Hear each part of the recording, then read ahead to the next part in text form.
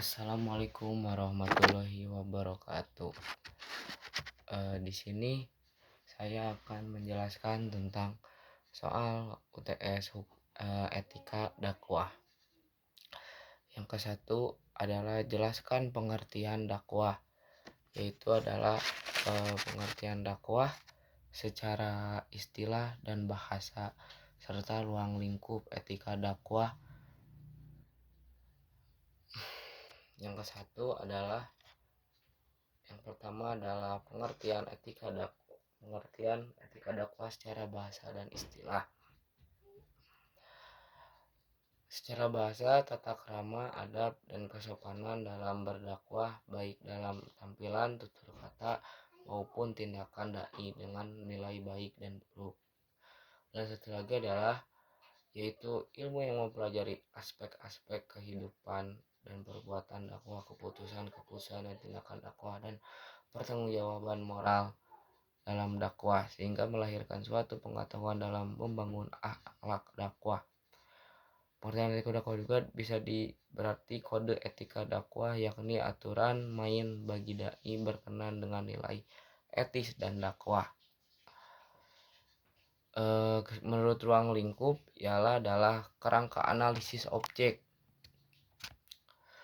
pandangan nilai, dan yang kedua ada kerangka analisis aktivitas menilai, yang ketiga kerangka analisis perbuatan dakwah. Lalu soal yang kedua adalah jelaskan 4 landasan etika dakwah serta ayat Al-Quran. Yang ke satu adalah landasan teologis. Biasanya ini adalah yang paling dicintai ada orang-orang yang beriman dan yang paling sempurna imannya, paling baik akhlaknya, menurut landasan teologis. Dan ada Al-Quran surah Al-Qalam ayat 4, yaitu wa iyyaka la'alla huluku adiyamu, dan sesungguhnya kamu benar-benar berbudi pekerti dan yang agung. Ada landasan filosofis, yaitu adalah perbuatan makhluk berakal senantiasa dinilai perbuatan dan menilai menjadikan kehidupan manusia menjadi bermakna. Hidup manusia tidak hanya sekedar melangsungkan spesies, tapi juga bertanggung jawab terhadap diri sendiri. Dan menurut filosof Immanuel, kelebihan dan keunggulan manusia dibandingkan dengan makhluk lain adalah moral. Pada moral lah manusia yang menemukan hakikat kemanusiaannya. Etika adalah tidak terpisah dari pembangunan filsafat ilmu dakwah, yaitu aspek aksiologi mengkaji tataran ilmu dan aspek nilai dan norma-norma acuan. Dan landasan historis, yaitu secara formal dan etika dakwah dikenal dari 2003 Fakultas Dakwah.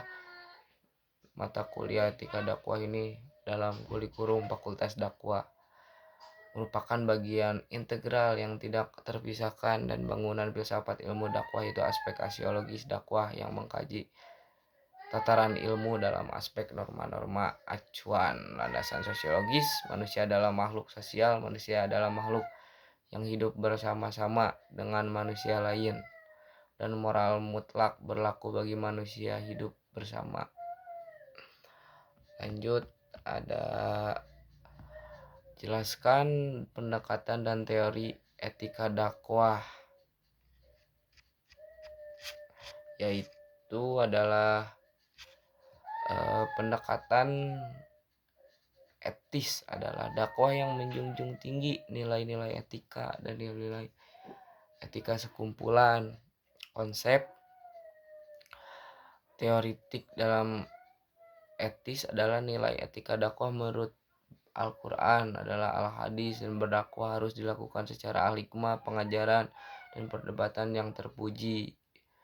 Nah, di sini juga dakwah bil hikmah adalah bijaksana, memberi keteladanan dan memperhatikan suasana atau situasi kondisi mad'u. Konsep teoritik ini juga adalah dakwah bil mujidah hasanah, dakwah dengan tutur kata yang baik, lemah lembut, dan menghindari sikap-sikap radikal dan seperti itu. Dakwah bil mujadalah adalah dakwah dengan cara berdiskusi atau debat dengan prinsip tidak merendahkan pihak lain atau menghina dan sebagainya yang sangat sifat-sifat yang tercela mungkin. Yang lalu adalah norma-norma dan aturan pedoman. Juga ada di sini adalah jelaskan tentang norma dan jenis-jenis urf dan jenis norma urf dan jenis-jenis urf, sertakan ayat Al-Quran sebagai landasan.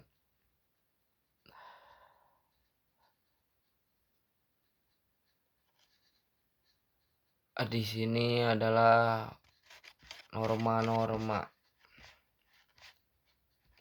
Jenis-jenis norma itu adalah ada 4: norma agama, norma hukum, norma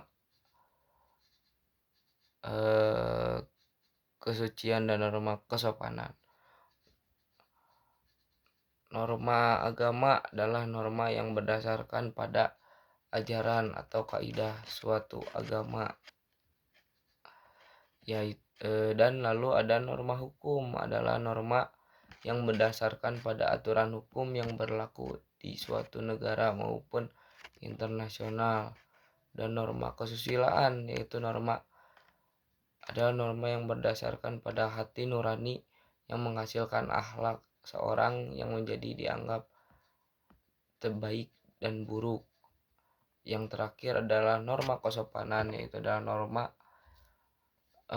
berdasarkan pada tingkah laku dan berlaku di masyarakat. Nah, di sini ada urf, yaitu berasal dari kata arofa yang punya derivasi kata al-ma'ruf yang berarti suatu yang dikenal atau yang diketahui.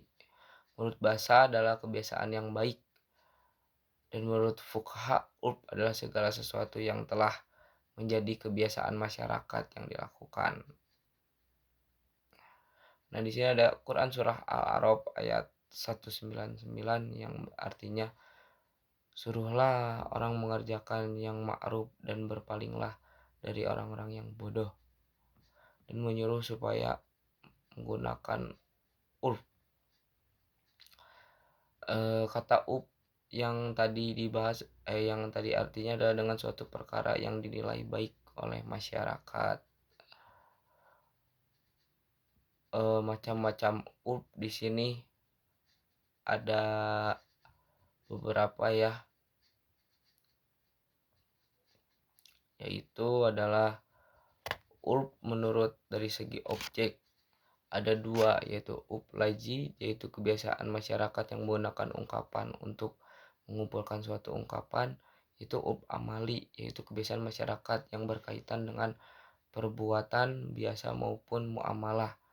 Macam-macam urf dibagi dari segi cangkupannya sama, ada 2, itu urf adat kebiasaan umum, yaitu kebiasaan masyarakat yang telah umum berlaku di berbagai tempat, dan urf khas adat adalah khusus, yaitu kebiasaan masyarakat yang berlaku secara khusus di tempat tertentu dalam waktu sehingga tidak berlaku di sembarang tempat. Dari macam-macam urf lagi adalah yang ketiga adalah segi keabsahannya dibagi menjadi 2 juga. Urf sohih, adat kebiasaan yang benar, yaitu suatu hal yang baik yang menjadi kebiasaan masyarakat sesuatu dengan syariat tanpa menghalalkan yang haram maupun sebaliknya. Urf fasid adalah adat kebiasaan yang salah satu yaitu adalah menjadi kebiasaan masyarakat dengan cara menghalalkan yang diharamkan hukum Islam. Yang nomor yang terakhir adalah yaitu bagaimana